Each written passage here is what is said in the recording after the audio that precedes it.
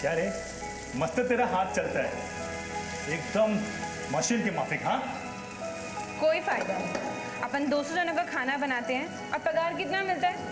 सिर्फ 5,000 रुपये। सुनना, अरे तेरा कितना काम बाकी है, थोड़ा जल्दी करना इसको, फिर अपन साथ में लंच करेंगे ना। पीछे हटना, तेको पता है ना कि मेरे को पसंद नहीं है और मेरे पैर पे भी चोट लगी हुई है। ये विकास, क्या चल रहा है? तू अपना आशिकी ना बाहर जाके करने का, कितना काम पड़ा हुआ है, ग्राहक आकर बाहर बैठा हुआ है। हाँ।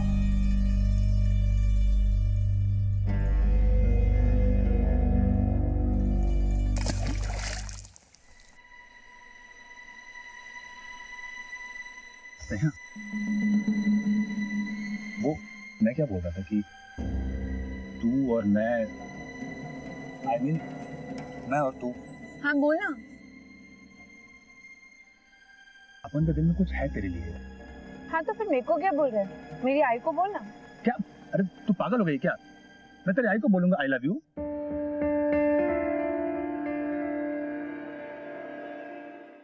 क्या? तेरे को बोला ना ये सब नहीं। क्या तू भी स्नेहा, अरे बचपन से जानते हैं ना मेरे को, भरोसा नहीं मेरे पे? भरोसा है, लेकिन शादी से पहले कुछ नहीं। पहले तुम दोनों सेटल हो जाओ, फिर शादी। तूने मेरे को बोला था ना कि तो भी जॉब के लिए अप्लाई किया। हाँ, कंपनी में टेलीफोन ऑपरेटर का काम है और इसने भी एक नई कंपनी में ही अप्लाई किया हुआ है। तो अच्छी बात है ना, पर पहले काम धंधा जमा लो, थोड़ा पैसा जमा करो, फिर शादी के बारे में सोचो। लेकिन आई, हम दोनों मिलजुल के चला लेंगे। क्यों स्नेहा? नहीं, आई सही बोलती है। पहले हम लोग सेटल होंगे, थोड़ा पैसा वैसा जमा करेंगे और फिर शादी करेंगे।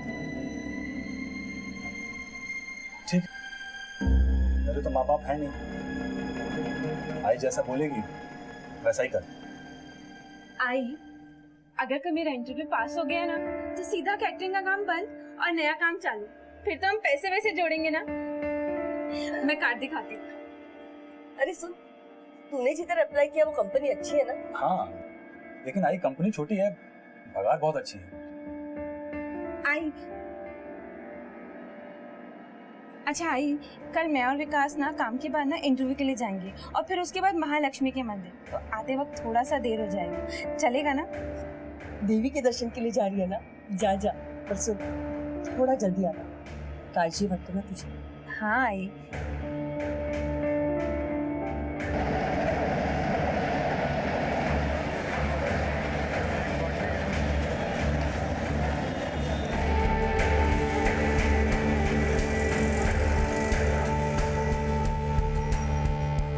इंटरव्यू तो बहुत अच्छा हुआ है, बस ये नौकरी मिल जाए, इसलिए जाते जाते ना महालक्ष्मी के मंदिर जाएंगे और फिर तुरंत घर। आई ने बोला है जल्दी आना। हाँ पता है मुझे आई ने क्या बोला है। आई ने तेरे को बोला जल्दी घर जाने का, है ना? अरे 7वीं बार बोल रही है तू। आई को फिक्र होती है इसलिए बोल रही हूँ। तो मालूम है तेरे आई को फिक्र होती है। स्नेहा, अरे मुझे लग रहा है ना सिटी स्कूल के पुराने। तेरे को बोला था देख के चलने का। बहुत दर्द हो रहा है, घर चलते हैं, मंदिर कभी और आएंगे। हाँ हाँ ठीक ठीक, चल चल। अरे स्नेहा, नहीं चला जा रहा, स्टेशन बहुत दूर है, कोई शॉर्टकट नहीं है क्या? एक मिनट रुक जा। भाई साहब, ओ ये कोई शॉर्टकट है क्या? हाँ यही मिल बट्टी जाता है, जो मैं भी वहीं जा रहा हूँ। एक शॉर्टकट है, हम ऐसे निकलते, चला जा। अच्छा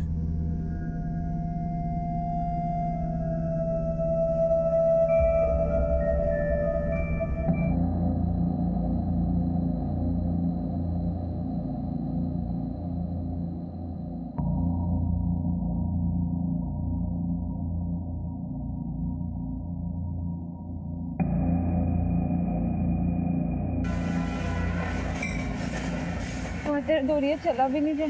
हाँ, यहाँ पे थोड़ी देर बैठते हैं, फिर उसके बाद निकल जाएंगे। अच्छा इधर बैठ जा। बहुत दर्द हो रहा है। बस पास में स्टेशन, थोड़ी देर यहाँ बैठ के उसके बाद निकलेंगे।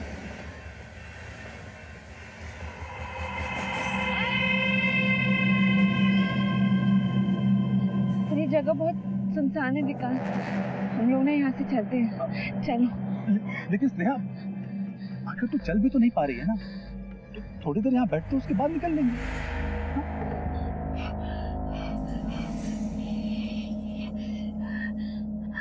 बहुत दर्द हो रहा है।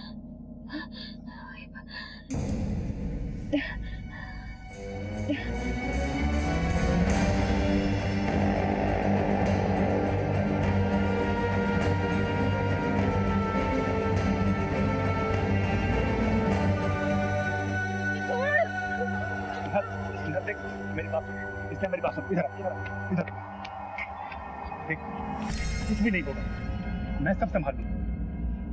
हम अभी इसी वक्त चल के मंदिर में शादी कर लेते हैं। आई को मैं समझा दूंगा ना, तू टेंशन मत ले। शादी नहीं, आई को पता चलेगा तो आई मर जाएगी। आई देख स्नेहा, ऐसा कुछ नहीं। मैं मेरे दोस्त के घर चलता हूँ, वो बिलासपुर में रहता है। हम वहाँ जाके शादी कर लेंगे, किसी को कुछ पता नहीं चलेगा। स्नेहा, मेरी बात समझने की कोशिश कर। एक मिनट।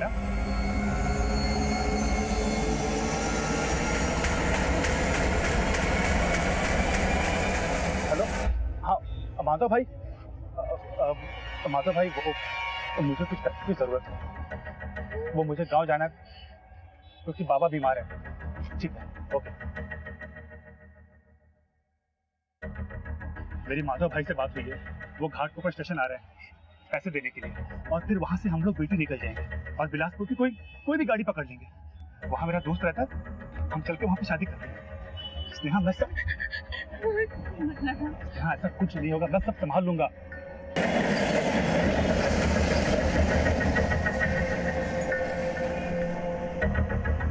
तू इधर रुक, मैं अंकल से पैसे लेकर के आता हूँ।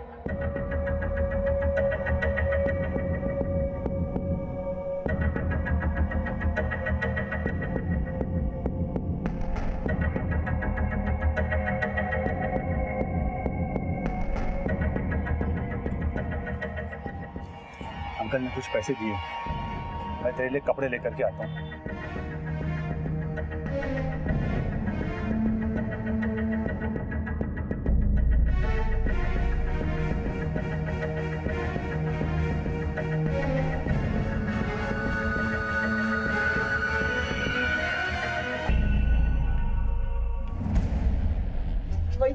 वही स्नेहा का लगा।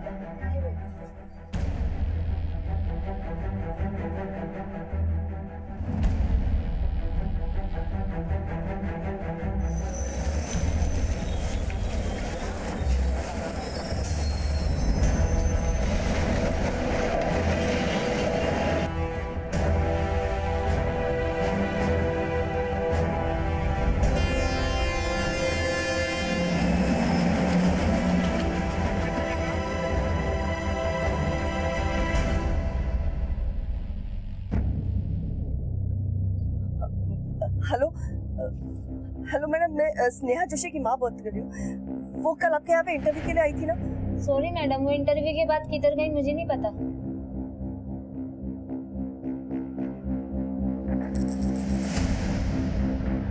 माधव जी, मैं स्नेहा की माँ बात कर रही हूँ। स्नेहा आई थी ना आपके पास कल? वो कल आई थी, लेकिन टाइम से थोड़ा जल्दी निकल गई थी, फिर कहाँ गई मुझे पता नहीं।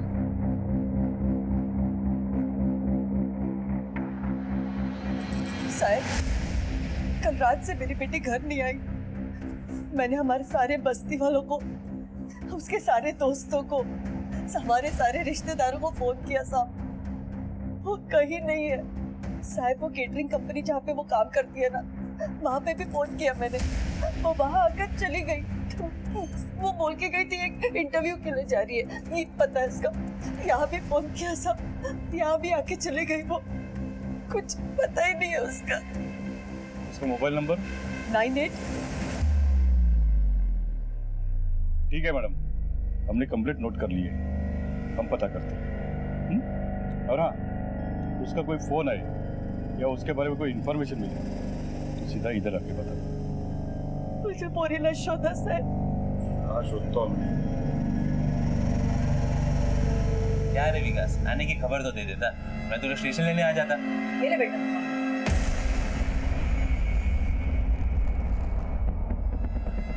और चाहिए? नहीं वो दरअसल मैं जल्दी में निकला तो सोचा कि दोस्त के घर पे जाता हूँ। अच्छा किया यहाँ चले आए, लेकिन सामान किधर है तुम्हारा? वो आंटी रास्ते में किसी ने मार लिया। ओ, चल छोड़, कोई बात नहीं। मेरे कपड़े तू पहन ले, हाथ मुंह धो, मैं इसको पूरा वाला कमरा दिखा देता। चल चल।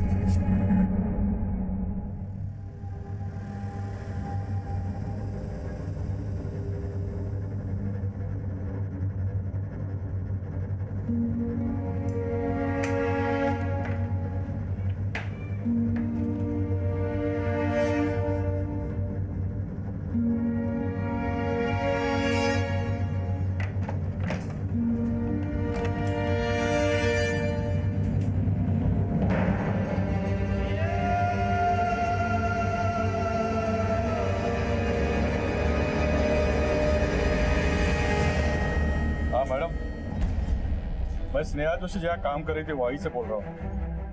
कल वो यहाँ से जल्दी निकल गई थी। ठीक है, आज एक दिन रुकते हैं। अगर कल नहीं लौटती है तो उसकी कॉल रिकॉर्ड निकलवाते हैं।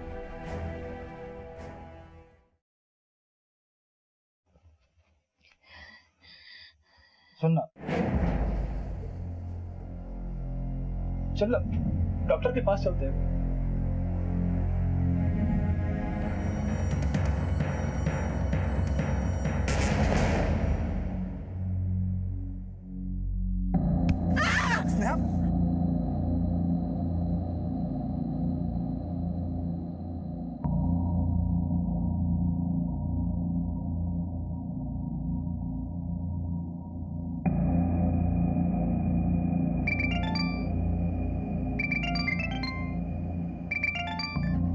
स्नेहा, हेलो। आई कुठे आहेस तू बेटा?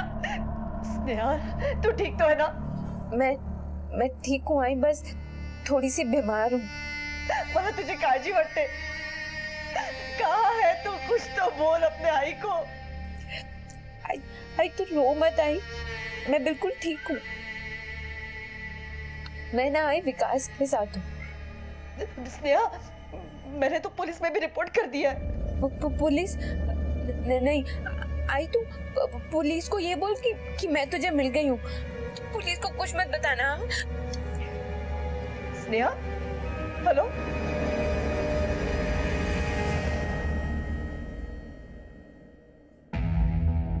साहब, अरे मैडम, अभी तक आपकी बेटी का कोई पता नहीं चला। पता चलते ही आपको? नहीं साहब, वो मिल गई। मिल गई? इधर मिल गई? यही थी वो। ये आप ये केस प्लीज कैंसिल कर दीजिए। अरे मैडम, ऐसे कैसे केस कैंसिल होगा? पहले आपकी लड़की को यहाँ थाने लेके आओ, पुलिस उसका बयान लेगी, उसके बाद केस कैंसिल होगा। ठीक है साहब।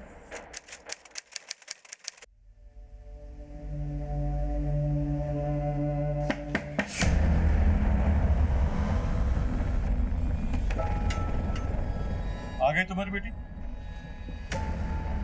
हाँ, वो काम पे गई है।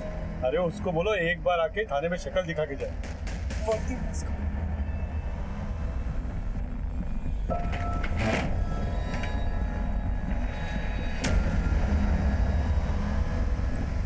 आप जिस नंबर को डायल कर रहे हैं वो इस समय स्विच्ड ऑफ है।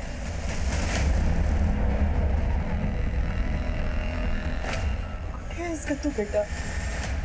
अरे कहाँ हो तुम लोग? ठीक है हम आते।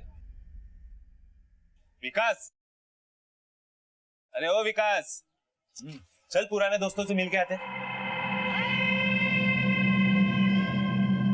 बस एक मिनट, मैं अभी आता हूँ। ठीक है।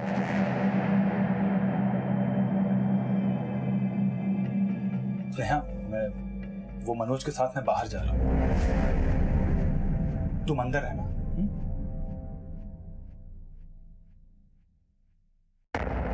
किसके साथ बात कर रहे थे? बात? कौन है अंदर? कोई नहीं। मैंने अभी सुनी आवाज। एक मिनट, ये लड़की कौन है? ये लड़की कब से रह रही है? तू कैसे जानता है इसको? मनोज, वो दरअसल हम दोनों ने भाग के शादी की थी, तो क्या? इसलिए उसको यहाँ पे छुपा के रखा। अरे लेकिन आंटी मैं सब समझाता हूँ आपको। आप आओ ना। एक तरफ स्नेहा की माँ गायत्री स्नेहा के इस तरह अचानक गायब हो जाने से परेशान थी और वहीं दूसरी तरफ खुद स्नेहा भी किसी दर्द से जूझ रही थी और इधर पुलिस भी मिसिंग कंप्लेंट पर एक्शन लेते हुए परेशान थी और विकास भी अपने दोस्त और उसकी माँ से कुछ छिपा रहा था। लेकिन अब गायत्री स्नेहा की मिसिंग कंप्लेंट वापस क्यों लेना चाहती थी? आखिर माँ बेटी के बीच में क्या बातचीत हुई थी? पुलिस ने स्नेहा के बारे में 4-5 बार पूछताछ की, लेकिन क्यों गायत्री हर बार बहाना बनाकर टालती रही? क्या स्नेहा वाकई किसी मुसीबत में थी या फिर अपनी मुसीबत को छुपाकर वो किसी और बड़ी मुसीबत में फंसने वाली थी?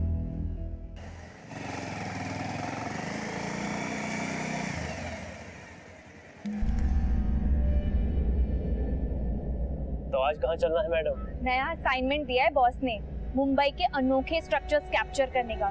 पता है, लोगों को लगता है कि मुंबई में ना सिर्फ सीलिंग और गेटवे ऑफ इंडिया ही दिखते हैं। मैं ना एकदम अलग तस्वीर दिखाना चाहती हूँ दुनिया को मुंबई की। भक्ति मिल्स एकदम अलग और यादगार बनाना चाहती हूँ। यस ऑफ कोर्स, यादगार तो होगा ही।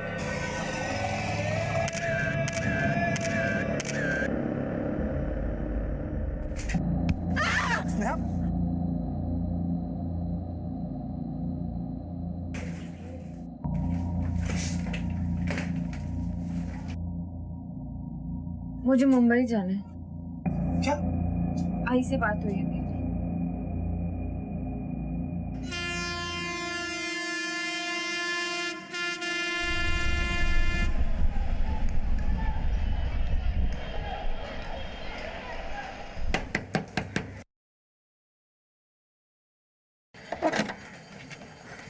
स्नेहा, स्नेहा, कैसी है तू?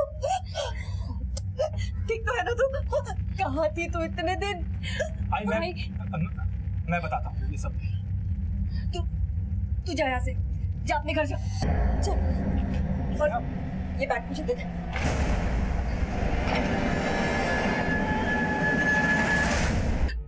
तो रास्ते में मेरे पैर पे चोट लग गई थी। तो याद है ना, मुझे चोट लगी थी, उसके टांगे फूल गए और बहुत खून निकलने लगा। तो हम लोगों ने प्लान कैंसिल कर दिया मंदिर जाने का और हम लोग वापस घर आ रहे थे, पर मुझसे बिल्कुल भी नहीं चला जा रहा था। और हम लोगों ने सोचा कि हम लोग शॉर्टकट लेके घर जाते हैं। शॉर्टकट लेने के चक्कर में आई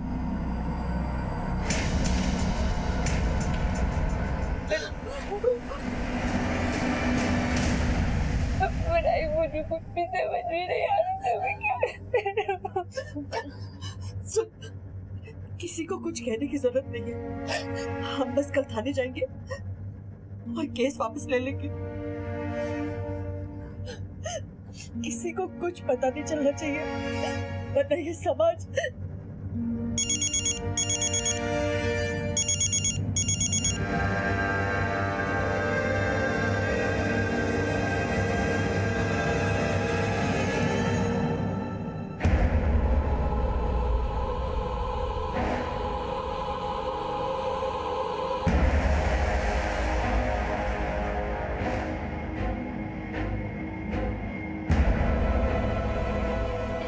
ये है तुम्हारी बेटी। हो मैडम, वो केस वापस लेना था। अब तो ये आ गई ना। बेचारे केस फाइल्स दे दो।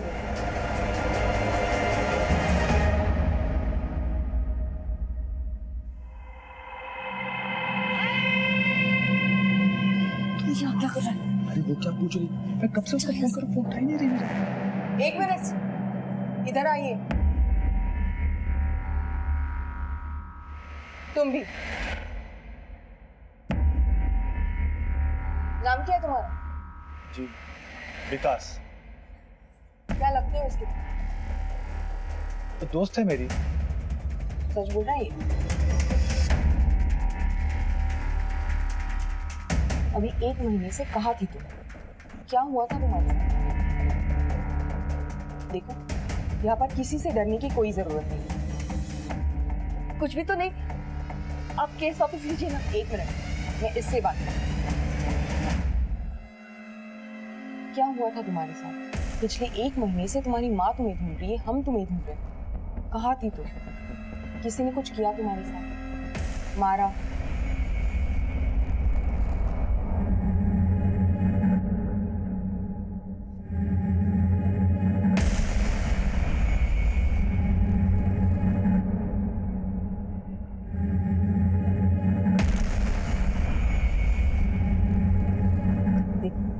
यहाँ पर किसी से डरने की कोई जरूरत नहीं। उस दिन जो कुछ हुआ वो सब बता दो।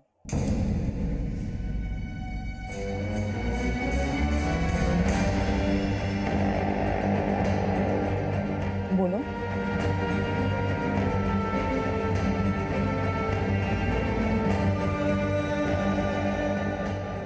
अब बताओ उस दिन हुआ क्या था?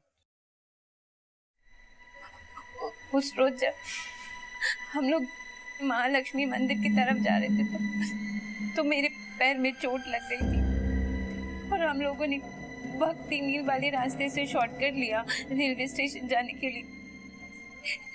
ये विकास भी मेरे साथ ही था। भक्ति सर, घाटकोपर पुलिस स्टेशन में हमने इस केस के संबंध में एक 0 FIR दर्ज किया है, लेकिन जहाँ पर ये वारदात हुई वो भक्ति मिल्स आपके पुलिस स्टेशन के अंडर आता है। ये रही केस की डिटेल्स।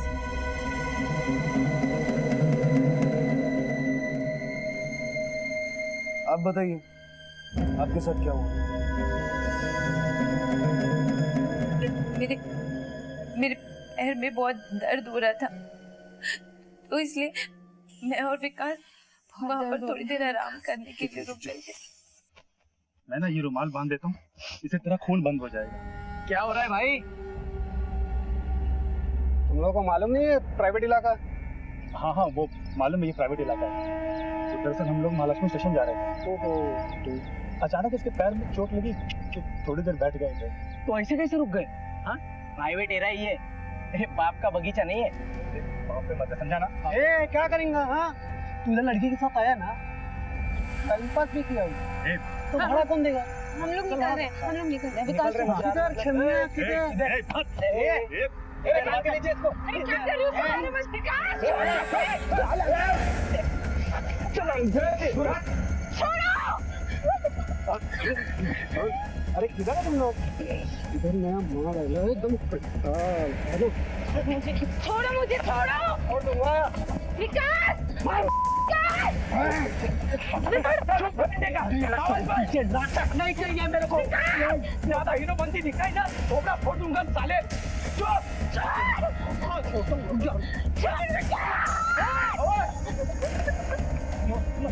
तू बटे ले क्या?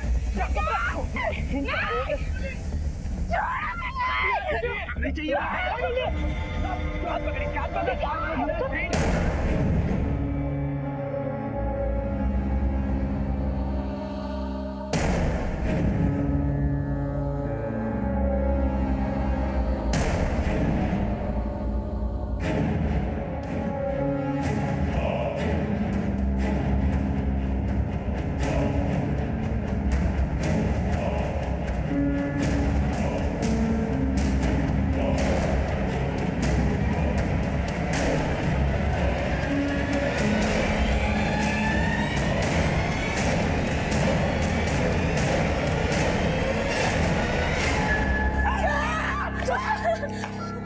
एक बात बता, कपड़े मैं उतारूं या तू उतारे?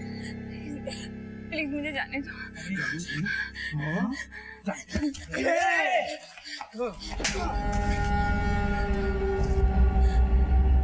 प्लीज मुझे जाने दो प्लीज। देख, जितना बोलता हूँ चल, मत्था मत खराब कर ले।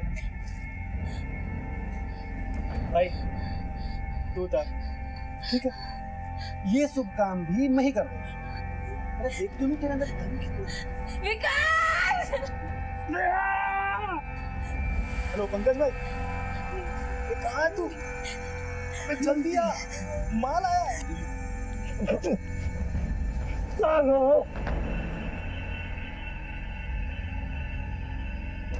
क्या रे?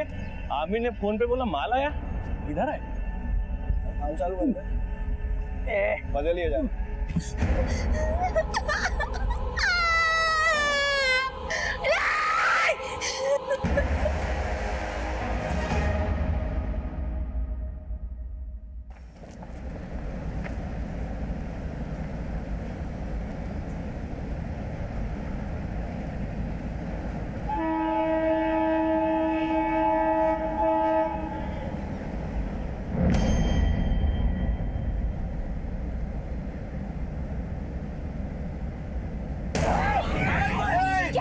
क्या हाथ पकड़ इसके हाथ। इधर आइए।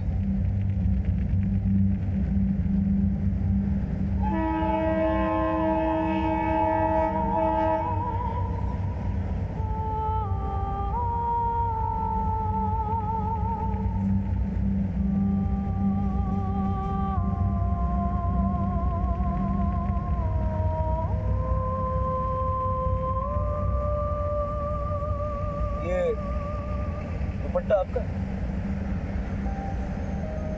हाँ, दुपट्टा क्या फॉरेंसिक टेस्ट साठी पाठवू. मोहिते, अगर ये दुपट्टा अभी तक यही है तो हो सकता है कि इस केस से जुड़े हुए कई सारे सबूत हमें यहाँ मिल सकते. चारों तरफ अच्छे तरीके से छान मार.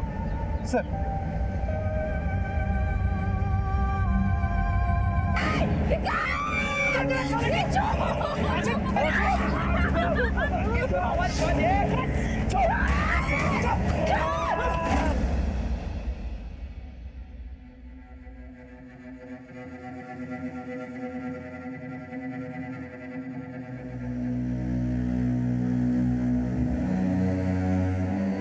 ये सारी चीजें कलेक्ट करो और फॉरेंसिक टेस्ट के लिए भेजो. सर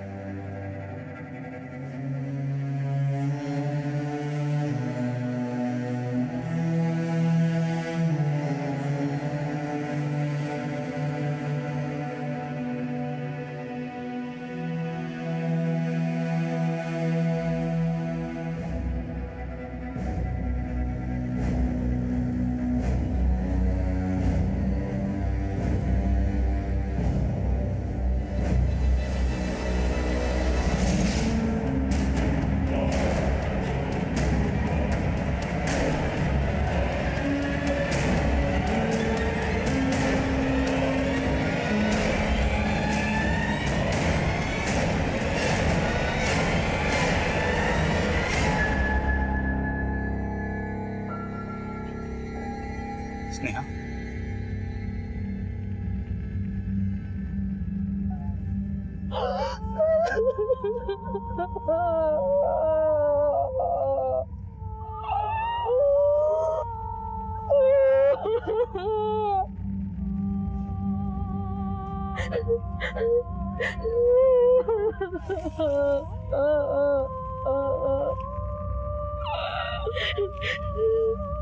साहब, वो घटना के बाद उन पांचों ने हम दोनों को इधर ही छोड़ दिया और फिर धमकी भी दी और उसके बाद वो लोग उस रास्ते से निकल गए.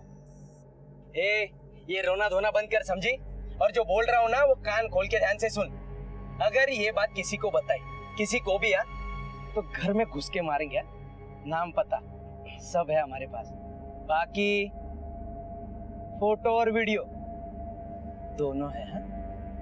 और सीधा इंटरनेट पर डालेंगे हम लोग, समझी? अब चुपचाप यहाँ से निकल, स्टेशन जा, गाड़ी पकड़ और घर जा. चलो वजीर भाई.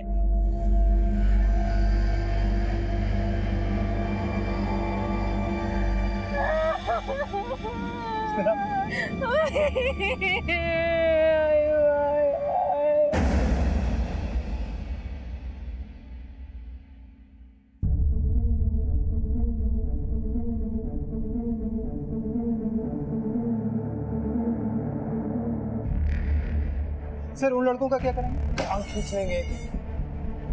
वो लड़के भक्ति मिल्स के आसपास के, अपने आदमियों को काम पे लगाओ.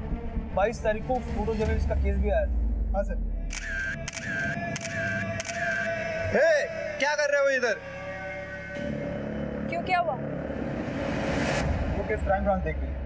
आई नो मोहिते, लेकिन एक ही जगह सिमिलर तरीका, सिमिलर वारदात. मुझे पूरा विश्वास है कि ये दोनों केस एक दूसरे से जुड़े हुए हैं. उन लड़कों में से एक भी हाथ में आ गया, ज़बान खींच के बाकी के नाम उगल वाले. क्राइम ब्रांच से भी इस केस की रिपोर्ट है. सर, फोटो जर्नलिस्ट के मामले के बाद पुलिस और प्रशासन दोनों सतर्क हो गए. इस केस की निंदा करने के लिए लोग सड़कों पर उतर आए थे. इंसाफ के लिए आवाजें उठने लगी. पुलिस पर लगातार दबाव बढ़ रहा था. एक ही जगह पर एक जैसे दो जघन्य अपराधों ने सबको सकते में डाल दिया. पुलिस के लिए इन दोनों केसेस को सुलझाना एक बड़ी चुनौती थी, जहां शायद अपराधी एक ही थे. लेकिन पुलिस बड़ी मुस्तैदी से इस केस को हल करने के लिए दिन रात जुटी हुई. पर इतना तो तय था कि पुलिस का पाला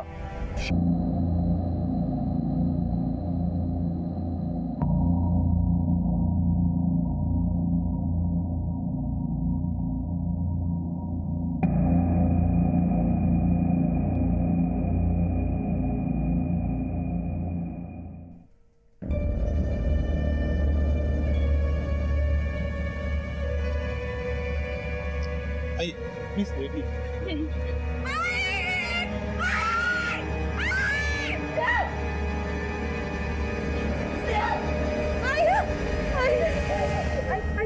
इस आदमी को बोल रहा था जाने को आई। ये डॉक्टर है तेरे। यहाँ लेडी डॉक्टर नहीं है जी, बुलाइए।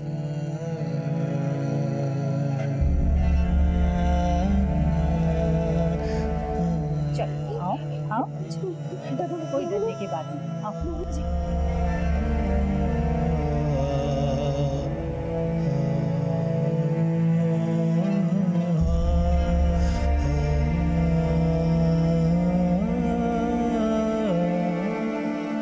देखिए, इंसिडेंट को 1 महीना हो चुका है। शरीर पे इंजुरीज है, पर शारीरिक इंजुरी से ज्यादा मन को दिमाग को चोट लगी है। इसका साइकियाट्रिक एग्जामिनेशन होना जरूरी है, उससे बहुत कुछ सामने आएगा। ओके।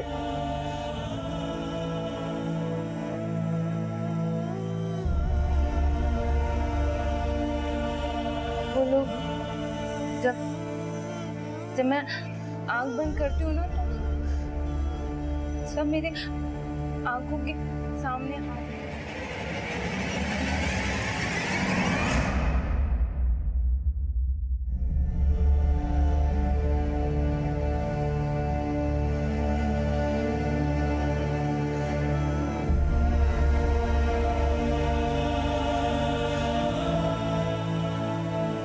फोटो और वीडियो दोनों है, और सीधा इंटरनेट पे डालेंगे हम लोग।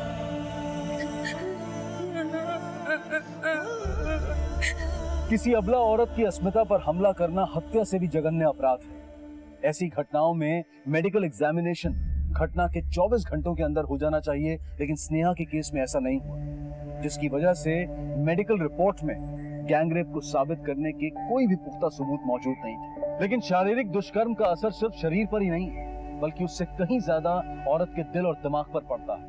अगर डॉक्टरी जुबान में कहें तो स्नेहा इस वक्त PTSD यानी कि पोस्ट ट्रॉमेटिक स्ट्रेस डिसऑर्डर से ग्रस्त है। ऐसे में इंसान हर पल अपने आप को लाचार, बेबस और हारा हुआ समझता है, डिप्रेसिव और हाइपर सेंसिटिव हो जाता है।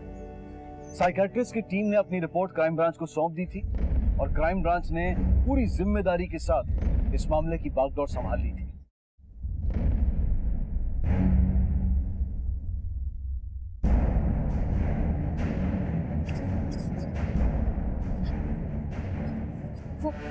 वो पांच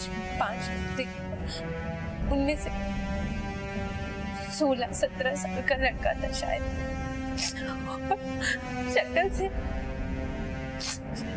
शक्ल से वो सब ना गुड्डे थे, और उसके बाद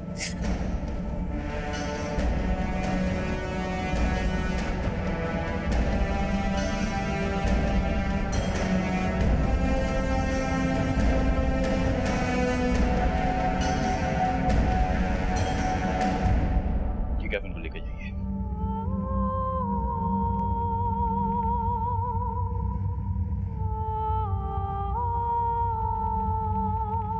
भक्ति मिल के पास में डिस्क्रिप्शन से मैच करते हुए जितने भी लड़के हैं सब बोल। पीड़ित लड़की सिर्फ एक लड़के का स्केच बनवा पाई थी। पुलिस ने भक्ति मिल्स के 2 किलोमीटर के दायरे में तकरीबन 150 लड़कों को टटोला, और उनकी दिन रात की कोशिश से उन्हें आखिर कामयाबी मिल ही गई।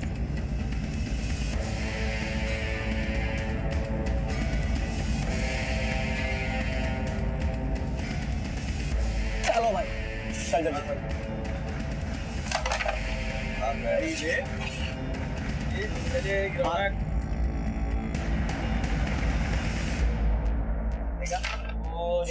भाई भाई भाई एक कुछ काम है, मुझे कुछ काम याद आया। अभी आ जाऊंगा, दोबारा आ जाऊंगा।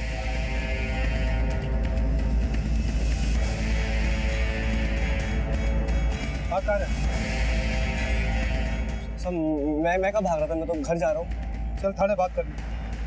सब हुआ क्या है? चल ले चलो। बेटे सच नहीं बोलेगा तो क्या होगा पता है? जैसा जो लड़के थे उनका कुछ हो ना, लेकिन तू लंबे टाइम के लिए अंदर जाएगा। मैंने कुछ नहीं किया, मैं सच बोल रहा हूँ, मैंने कुछ किया ही नहीं। चल बैठ जा। जिस लड़की के साथ तुम लोगों ने वो कांड किया ना, उसके साथ एक लड़का भी था। उसको अभी यहाँ बुलाऊंगा, वो तेरी पहचान करेगा, बात खत्म। तू जाएगा अंदर, बाकी चारों को ढूंढने की मेहनत कौन करेगा? मोहित, लड़के को बुला। Yes sir. सब बताता हूँ सब 4 लोग थे। एजाज, वजीर, पंकज और सब आमिर और तू। हाँ साहब, मैं था। पर साहब पिछली बार मैं नहीं था, पिछली बार टिल्लू था। मैंने कोई कांड नहीं किया पिछली बार। मतलब पिछली बार किसके साथ कांड किया? साहब वो जो टीवी पे आ रही है ना, वो अखबार वाली लड़की, उसके साथ उन चारों ने कांड किया था। इजाज, वजीर, पंकज, आमिर और टिल्लू। मैं नहीं था, मैं पिछली बार नहीं था। मैं सिर्फ एक फोटो जर्नलिस्ट अपने ऑफिस के असाइनमेंट के संबंध में अपने एक मेल सहकर्मी के साथ इसी भक्ति मिल में गई थी और इसी तरह 5 लोगों ने, जिसमें एक नाबालिग भी शामिल था, उसके साथ बलात्कार किया। बाद में इस केस को लेकर मीडिया और लोगों में जबरदस्त जन आक्रोश हुआ और इस केस को सेनापति बापट मार्ग पुलिस से लेकर क्राइम ब्रांच को सौंप दिया गया। उस घटना में क्राइम ब्रांच के हाथ अब तक कोई आरोपी नहीं लगा था। दोनों केसेस में फर्क सिर्फ इतना ही है कि स्नेहा शहर छोड़कर बिलासपुर चली गई और उसका केस 1 महीने के बाद दायर हुआ, जबकि फोटो जर्नलिस्ट के मामले में घटना के अगले दिन से ही पुलिस हरकत में आ गई। पुलिस के हाथ अब आरोपी सनी लगा तो एक बेहद जटिल और संगीन सीरियल क्राइम की गुत्थी खुलने वाली थी। कल फोटो जर्नलिस्ट केस में इन्वॉल्व हमने एक लड़के को उठाया, इसका नाम है टिल्लू। इसने वो सारे नाम बताए जो आपने बताए थे, वजीर, एजाज, आमिर, अलबत्ता इसने एक नया नाम बताया, पंकज। और ये पंकज जो है उस गैंग रेप में इन्वॉल्व है। सफर साहब, मुझे लगता है कि उस मिल में कोई रैकेट है। यू आर एब्सोल्युटली करेक्ट, ये एक रैकेट ही है।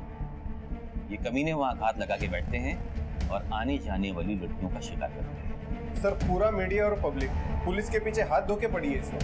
शरद, वो तुम देखते जाओ इन कमीनों के साथ हम क्या करते हैं।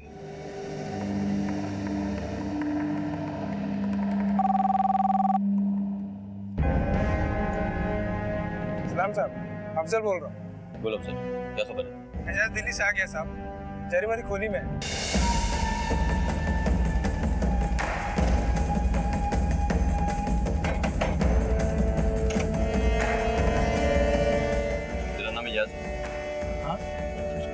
अरे क्या हुआ साहब? साहब, अरे हाँ साहब, मैं मुमरा से बोल रहा हूँ। वो वजीर शेख है ना, जिसका टीवी पे न्यूज़ आया था, उसको मैंने देखा है उसकी गोली पे जाते हुए।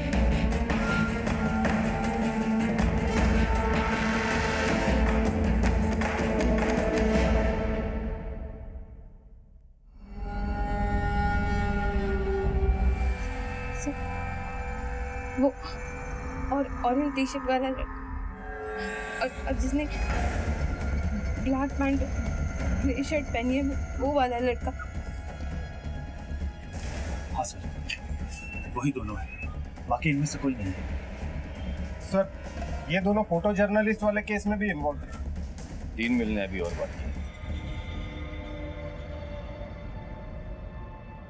उस साथ बिलासपुर जाने के लिए विकास ने अपने मालिक से 1500 रुपए लिए थे। बिलासपुर में उसका दोस्त मनोज, उसकी मां सुमन, ये दोनों के बयान हमारे पास में है और ये दोनों बयान साबित करते हैं कि डर और बदनामी की वजह से ये दोनों मुंबई से बिलासपुर गए। जी सर। और हाँ, फोटो जर्नलिस्ट के केस को टीवी पे देखने के बाद और अपनी मां गायत्री के लगातार मुंबई आकर मिसिंग कंप्लेंट विड्रॉ करने के जिद से स्नेहा मुंबई आ गई और यहाँ आकर पीएसआई नम्रता के सामने उसने अपनी आपबीती सुनाई। सर, गायनाकोलॉजिस्ट और साइकियाट्रिस्ट के बयान से भी इस अपराध की पुष्टि होती है। शायद हमारे पास में एक पुख्ता सबूत है, ये कॉल रिकॉर्ड। इन 5 के मोबाइल 31 जुलाई और 22 अगस्त दोनों वारदात के वक्त भक्ति मिल में एक्टिव थे। उस दौरान इनकी लगातार आपस में बातचीत हो रही थी और ये एक दूसरे को बुलाकर इस जुर्म को अंजाम दे रहे थे। और तो और दोनों विक्टिम और उनके साथियों के भी फोन इस कंपाउंड के अंदर एक्टिव थे उस वक्त। सर, इन सारे अपराधियों की बैठक भक्ति मिल में होती। ये लोग भक्ति मिल से आने जाने वाली लड़कियों को अपना टारगेट बनाते। सर, लेकिन कई लड़कियों ने इस बात की कोई कंप्लेंट नहीं दर्ज कराई। यही तो मुश्किल है शरद, ऐसे हालात में अक्सर लड़कियां डर जाती हैं। स्नेहा भी डर गई लेकिन उसने अपने आप को संभाल लिया। जर्नलिस्ट ने हिम्मत की और रिजल्ट सामने। जिस हैवानियत और प्री प्लानिंग के साथ में जुर्म को अंजाम दिया गया है, ऐसे दरिंदों को तो सिर्फ सजा नहीं होनी चाहिए, इन्हें सूली पे लटका देनी चाहिए। हमारी तो पूरी तैयारी है और कोर्ट के फैसले पे हमें पूरा भरोसा है। दोनों ही बलात्कार के केसेस इंतहाई नाजुक थे। सभी अपराधियों को पकड़ना बहुत जरूरी था क्योंकि न जाने और कितनी जिंदगियां खतरे में थी। पुलिस ने कमर कस ली थी और दिन रात काम में जुट गई थी। सारी मशीनरी हरकत में आ गई थी। जागरूक नागरिकों ने हिम्मत का प्रदर्शन किया और एक के बाद एक मिलती इंफॉर्मेशन से सिर्फ 3 दिनों में पुलिस ने सभी मुजरिमों को धर दबोचा। बलात्कार करता है, बलात्कार करेगा तू, बलात्कार करेगा तू, बात है तुझे रेप करने का शौक है, रेप करने का। स्नेहा के साथ हुए जघन्य अपराध में कोर्ट का फैसला आ गया, लेकिन फोटो जर्नलिस्ट के मामले को भी मेनली इसी केस से जोड़कर देखा गया, हालांकि उसकी सुनवाई अलग से हुई। फोटो जर्नलिस्ट मामले में स्नेहा के केस का संज्ञान लेते हुए माननीय अदालत ने आरोपी आमिर, वजीर और पंकज को रिपीट ऑफेंडर्स यानी कि एक ही अपराध को बार बार करने वाला मानकर महिला अपराध से जुड़े नए कानून आईपीसी की धारा 376 ई के तहत मौत की सजा सुनाई। यह अपने आप में एक अप्रत्याशित फैसला था। नए कानून के तहत देश में दिया गया ये पहला जजमेंट था। और वहीं दूसरी तरफ जुवेनाइल जस्टिस बोर्ड ने दोनों नाबालिग आरोपियों सनी और टिल्लू को बाल अपराध से जुड़ी सबसे ज्यादा 3 साल की सजा दी। इस केस से जुड़े सभी अपराधी 5 दिनों के अंदर पकड़े गए और केस की चार्जशीट अपराध के 57 दिनों के अंदर कोर्ट में फाइल कर दी गई। इस केस में समाज की भूमिका भी काफी सराहनीय रही। यहाँ पुलिस को खबर उनके खबरियों से ज्यादा पब्लिक से मिली और स्नेहा जोशी और फोटो जर्नलिस्ट के अदम्य साहस को भी क्राइम पेट्रोल सलाम करता है। इसी विचार के साथ अब मैं अनूप सोनी आपसे विदा लेता हूँ। फिर मुलाकात होगी अगले एपिसोड में एक और चौंका देने वाले केस के साथ। तब तक अपना और अपने परिवार का ख्याल रखें और देखते रहें क्राइम पेट्रोल सिटी क्राइम्स। सबक एक को सीख हम सबको। जय हिंद।